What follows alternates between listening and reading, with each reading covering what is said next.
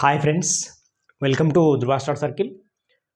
మనము లాస్ట్ క్లాస్లో మనకు ఈ ఫస్ట్ టైం ప్రిపరేషన్ టీజీపీఎస్ సంబంధించి ఎవరైతే ప్రిపరేషన్ స్టార్ట్ చేయాలనుకుంటున్నారో వాళ్ళ కోసం లాస్ట్ వీడియోలో మనం మాట్లాడడం జరిగింది. అంటే ఓవరాల్గా స్ట్రాటజీ ఏ విధంగా ఉండాలి, బెస్ట్ ప్లాన్ ఏంటి, మనం ఎప్పుడు స్టార్ట్ చేస్తే ఎప్పటి వరకు ఎండ్ అయ్యే ఛాన్స్ ఉంది, మనకు వ్యాస్ట్ ఆఫ్ సిలబస్ ఉంటుంది కాబట్టి టీజీపీఎస్ గ్రూప్ 2కి సంబంధించి ఎన్ని నెలల పాటు మనం ప్రిపేర్ అయితే ఆ సిలబస్ కంప్లీట్ చేసుకోవచ్చు అనే కోణంలో మనము ఫస్ట్ టైం ప్రిపరేషన్ వాళ్ళ స్ట్రాటజీకి మనము లాస్ట్ వీడియోలో డిస్కస్ చేసాం.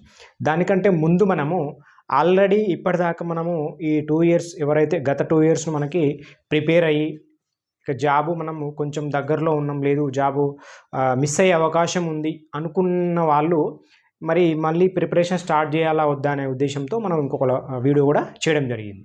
అంటే చేస్తే ఏ విధంగా ఏ ప్లాన్తో చేయాలి, ఎలాంటి సోర్స్తో చేయాలి, మనకి వాళ్ళకున్న సిచ్యువేషన్ బట్టి, అంటే ఇంట్లో సిచ్యువేషన్ బట్టి ఇంకా ఆ డెసిషన్ తీసుకోవాలా వద్దా, ఏ విధమైన జాబ్ ప్లాన్ చేసుకొని ఆ ప్రిపరేషన్ స్ట్రాటజీ ఎట్లా చేసుకోవాలని చెప్పేసి దానికంటే ముందు వీడియోలో మనం డిస్కస్ చేయడం జరిగింది. అంటే గతంలో ప్రిపరేషన్ స్టార్ట్ చేసి మళ్ళీ ఈ 2025కి సంబంధించి జాబ్ క్యాలెండర్కి సంబంధించి ప్రిపరేషన్ స్టార్ట్ చేయాలనుకున్న వాళ్ళ కోసం ఒక వీడియో, అదేవిధంగా ఫ్రెషర్స్ మళ్ళీ ఇప్పుడు కాంపిటేటివ్ ఫీల్డ్లోకి ఎంటర్ అయ్యే వాళ్ళ కోసం మనం లాస్ట్ వీడియోలో చూడడం జరిగింది.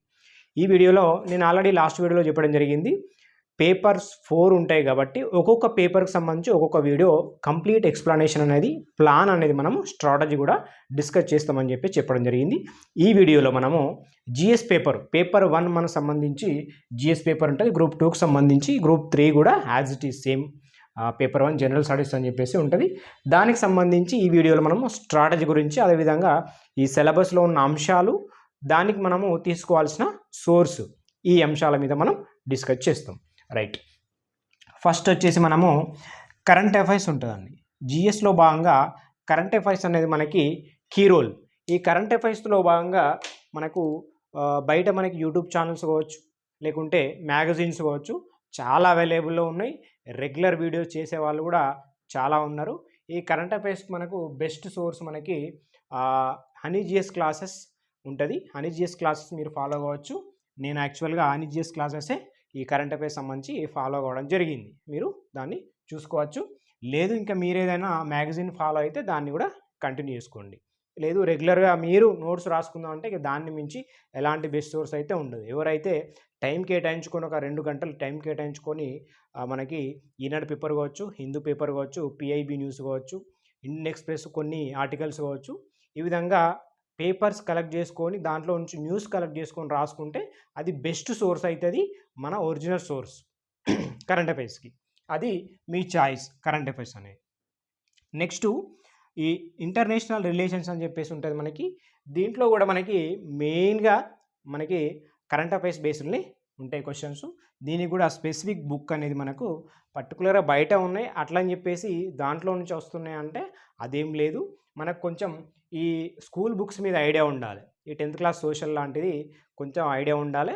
మిగతా అంతా మనము కరెంట్ అఫైర్స్ బేస్డ్లోనే మనం ఇంటర్నేషనల్ రిలేషన్స్ అనేది చేయగలుగుతాం.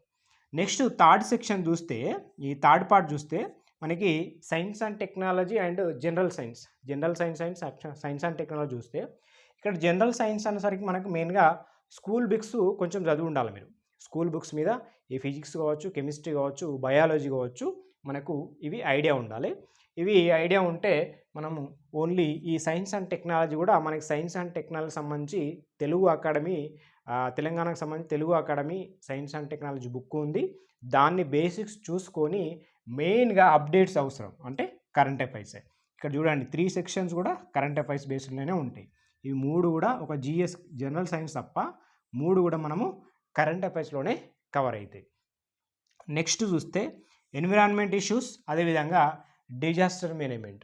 ఈ ఎన్విరాన్మెంట్ ఇష్యూస్కి సంబంధించి దీంట్లో కూడా డిజాస్టర్ మేనేజ్మెంట్ కావచ్చు, ఎన్విరాన్మెంటల్ ఇష్యూస్ కావచ్చు. జిఎస్ అంటేనే మెయిన్గా కరెంట్ అఫైర్స్తో లింకప్ అయి ఉంటాయి. అదొకటి మైండ్లో పెట్టుకోవాలి. ఫస్ట్ మనము కరెంట్ అఫైర్స్తో లింకప్ అయి ఉండి మనము కొన్ని బేసిక్స్తో కలిగి ఉండాలి. ఈ ఎన్విరాన్మెంట్ ఇష్యూస్ సంబంధించి మనకు విన్నర్స్ బుక్ అవైలబుల్లో ఉంటుంది. ఆ ఎన్విరాన్మెంట్ చిన్న బుక్ సరిపోతుంది అది. అదేవిధంగా డిజాస్టర్ మేనేజ్మెంట్ మనకు తెలుగు అకాడమీ సంబంధించి చూపిస్తాను. అదొకటి చిన్న సోర్సు, అది సరిపోతుంది యాక్చువల్గా. ఇది మనకు ఈ విపత్తు నిర్వహణ అని చెప్పేసి ఉంటుంది. ఇది చూసుకుంటే సరిపోతుంది, రైట్. దీంతో పాటు మనము కరెంట్ అఫైర్స్ ఫాలో కావాలి. కరెంట్ అఫైర్స్ ఫాలో అయితే ఆల్రెడీ ఈ ఎన్విరాన్మెంట్ అదేవిధంగా ఈ డిజాస్టర్ మేనేజ్మెంట్ మనకు కవర్ అయిపోతుంది, రైట్. నెక్స్ట్ జాగ్రఫీ, ఇది మెయిన్ అండి. ఈ జాగ్రఫీ వచ్చేసరికి మనకు వరల్డ్ ఉంటుంది, ఇండియన్ ఉంటుంది, తెలంగాణ ఉంటుంది. మరి మనకు వచ్చే ఈ జిఎస్ పేపర్లో భాగంగా ఓన్లీ జాగ్రఫీకి ఇంత చదవాలంటే ఇది ఒక 150 మార్కుల పేపర్ బుక్ ఎంత ఉంటుందో అంత ఉంటుంది, లేదు ఒక 50 మార్కుల పేపర్ బుక్ ఎంత ఉంటుందో అంత ఉంటుంది జాగ్రఫీ. మరి దీంట్లో వచ్చేది ఒక 10 నుంచి 15 క్వశ్చన్స్ వస్తాయి. అట్లా అని చెప్పేసి దీన్ని నెగ్లెక్ట్ చేయాలంటే కాదు, ఖచ్చితంగా ఇది మేజర్ పార్ట్ జిఎస్లో భాగంగా. ఇంకోటి ఏంటంటే జిఎస్ పేపర్ 1 ప్రిపేర్ అయ్యే టైము రైట్ టైం. ఇది ఎందుకు రైట్ టైం అంటే మనము పేపర్ 1 ప్రిపరేషన్ స్టార్ట్ చేసినప్పటి నుంచి దాన్ని కొంతవరకు నెగ్లెక్ట్ చేసుకుంటూ వెళ్తూ ఉంటాం. ఎందుకంటే చాలా అంశాలు ఉంటాయి, ఈవెన్ ఇంగ్లీష్ కావచ్చు, రీజనింగ్ కావచ్చు, జాగ్రఫీ కావచ్చు, సైన్స్ అండ్ టెక్నాలజీ కావచ్చు, ప్రతిదీ కూడా ఒక బుక్ లాగా ఉంటుంది. కాబట్టి ఆ సపరేట్ బుక్ను చదవడం అనేది మనకు కొంచెం ఇబ్బందికరంగా ఉంటుంది. మనం పేపర్ 2ను, పేపర్ 3ని, పేపర్ 4ను ఎప్పుడు ఈ 3 మాత్రమే ప్లాన్ చేసుకుంటూ ఉండడం, మెయిన్గా పేపర్ 2, పేపర్ 3 ప్లాన్ చేసుకుంటూ దాంట్లోనే లీనమైపోయి ఉంటాం. ఈ జిఎస్ పేపర్ మనకు నెగ్లెన్సీ జరుగుతుంది. సో ఈ టైంలో మనకి నోటిఫికేషన్స్ లేవు కాబట్టి ప్రశాంతంగా ఒక్కొక్క సబ్జెక్ట్ని జిఎస్లో భాగంగా ఒక్కొక్క సబ్జెక్ట్ని మంచిగా నేర్చుకునే ప్రయత్నం చేసుకొని పెట్టుకుంటే మనకి ప్రిపరేషన్ స్టార్ట్ అయిన తర్వాత, అంటే మనకి నోటిఫికేషన్స్ వచ్చిన తర్వాత మెయిన్ ప్రిపరేషన్ ఎప్పుడు స్టార్ట్ చేస్తామో అప్పుడు మనకి హెల్ప్ఫుల్ అవుతాయి. నేను చెప్పేది ఏంటంటే ఈ టైంలో మనము ఫ్రీ టైంలో ఈ జిఎస్ పేపర్ను మంచిగా కనుక ప్లాన్ చేసుకొని చదువుకుంటే ఇంగ్లీష్ కావచ్చు, రీజనింగ్ కావచ్చు, జాగ్రఫీ కావచ్చు, సైన్స్ అండ్ టెక్నాలజీ కావచ్చు, ఈ కరెంట్ అఫైర్స్ అనేది మనకు అది ఎండింగ్ ప్రాసెస్, అంటే ఎండింగ్ లేని ప్రాసెస్. ఓకే, అంటే అది అంతు లేనిది, ఎందుకంటే ఎప్పటికీ మనం చదవాల్సింది.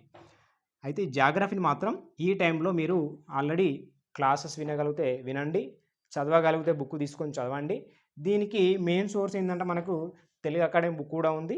అదేవిధంగా చాలా బయట జాగ్రఫీ బుక్స్ ఉన్నాయి, ఎన్సీఆర్టీ బుక్స్ ఉన్నాయి. ఓకే, మీరు ఏదో ఒకటి సెలెక్ట్ చేసుకోవచ్చు. రమణ రాజు సార్ బుక్ కూడా మనకి జాగ్రఫీకి ఫేమస్ బుక్, అది తీసుకొని చూడొచ్చు.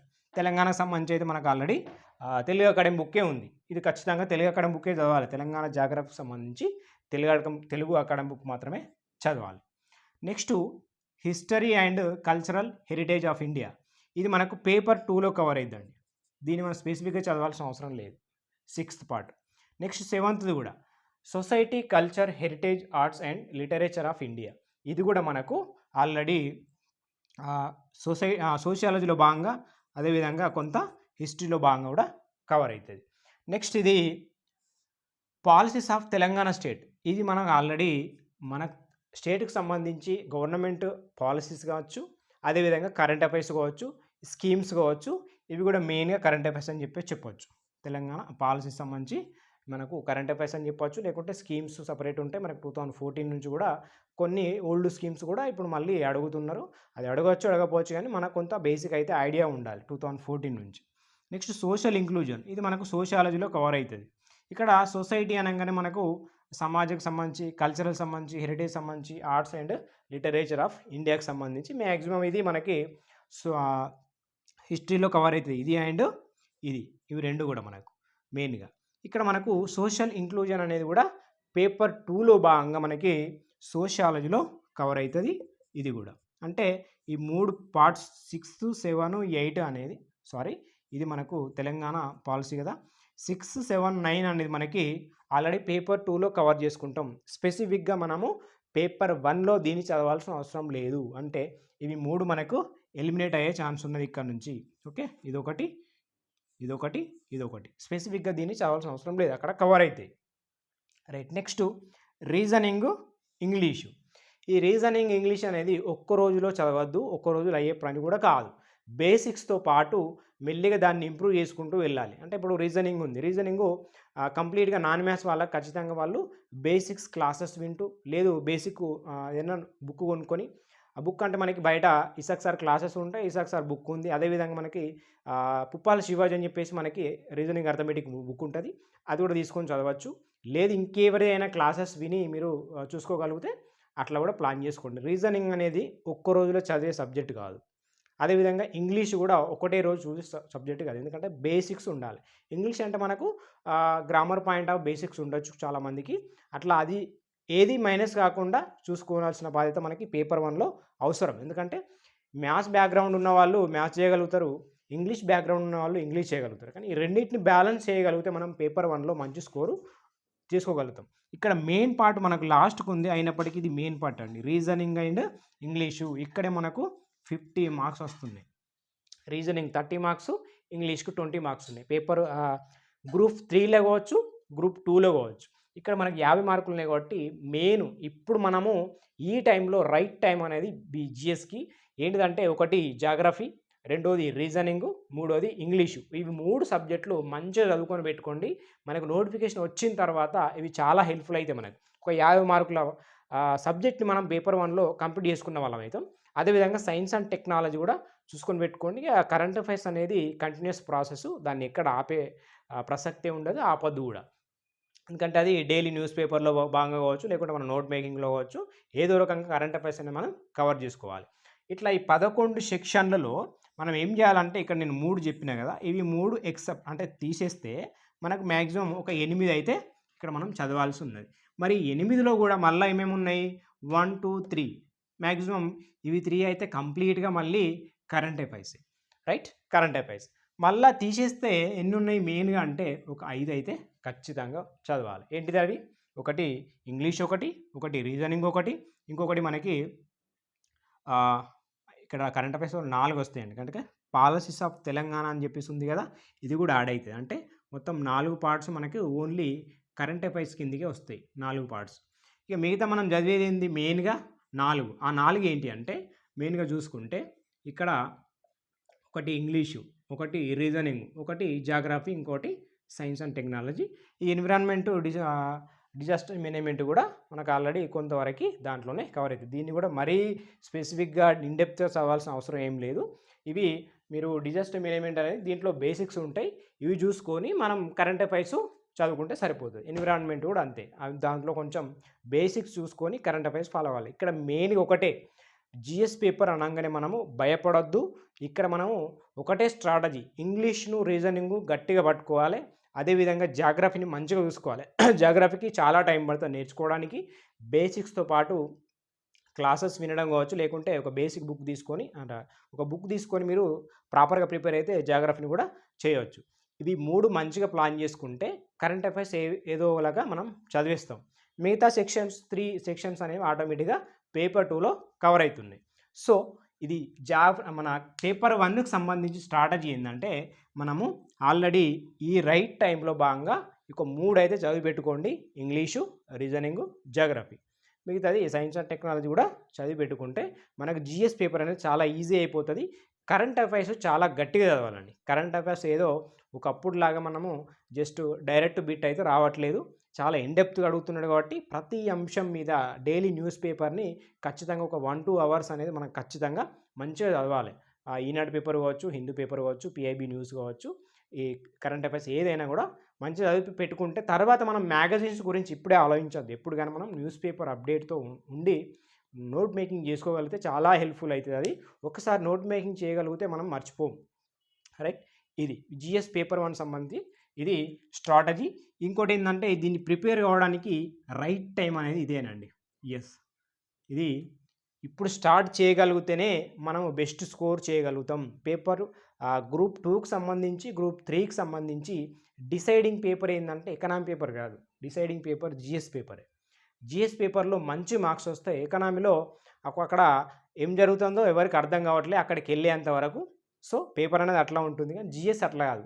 మ్యాక్సిమం స్టాండర్డ్స్ ఇక్కడ సెట్ చేసుకోగలిగితే 100% మనము సక్సెస్ అయ్యే ఛాన్స్ ఉంది జిఎస్లో, రైట్. ఇక పేపర్ 2, పేపర్ 3, పేపర్ 4 అనేది మనం నెక్స్ట్ వీడియోలో పేపర్ 2కి సంబంధించి మాట్లాడతాం. రెఫరెన్స్ బుక్స్ కావచ్చు, లేదు ఒక స్ట్రాటజీ కావచ్చు, ఏ బుక్స్ చదవాలి బేసిక్స్ కోసం. పేపర్ 2 కూడా మనం చాలా టైం పడుతుంది. ఫస్ట్ టైం ప్రిపరేషన్ స్టార్ట్ చేసే వాళ్ళకి పేపర్ 2కు చాలా టైం స్పెండ్ చేయాల్సి వస్తుంది. మనం ఇప్పుడు ప్రిపరేషన్ స్టార్ట్ చేస్తేనే ఒక్కొక్క సబ్జెక్ట్ని మనము కంప్లీట్ చేసుకుంటూ వెళ్తే మనం ఆ నోటిఫికేషన్ వచ్చి మనం మినిమం 1 ఇయర్ టైం పెట్టుకుంటేనే ఎంత సిలబస్ కంప్లీట్ అవుతుంది. ఎందుకంటే వ్యాస సిలబస్ మనం ఓన్లీ ఈ దీంట్లో చూసుకుంటేనే 11 సెక్షన్లు అంటే మెయిన్గా మనం 8 సెక్షన్లు చదవాల్సి వస్తుంది.